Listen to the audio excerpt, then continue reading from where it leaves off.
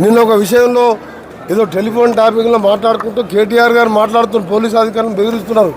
ఇక 2 ఏళ్ళు అయితే వచ్చేది మా గవర్నమెంటే, మీరు రిటైర్ అయినా మీ సంగతి చూస్తామని. అయ్యా కేటీఆర్, నువ్వు మర్చిపోకు. మా అసెంబ్లీ అయ్యాక 6 నెలలకు పార్లమెంట్ జరిగితే గుండు 0 వచ్చింది.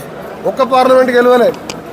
మేము 10 ఏళ్ళు మీ నాయన ముఖ్యమంత్రి ఉండి నువ్వు డిఫాక్టో ముఖ్యమంత్రి ఉంటే నామినేషన్ వేసి నేను, రేవంత్ రెడ్డి గారు, ఉత్తమ్ కుమార్ రెడ్డి గారు మూడు పార్లమెంట్ సభ్యులను గెలిచినాం పైసా ఖర్చు పెట్టకుండా. నువ్వు 10 ఏళ్ళు ముఖ్యమంత్రిలో ఒక్క పార్లమెంట్ గెలవలే.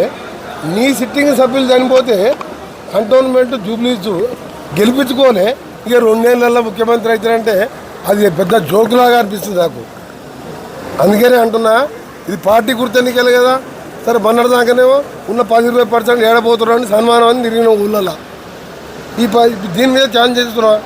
నేను ఛాలెంజ్ చేస్తున్నాను, నువ్వు 10% గెలువు కేటీఆర్, 10% మున్సిపాలిటీలు గెలువు, దేనికైనా దానికి సిద్ధం నేను.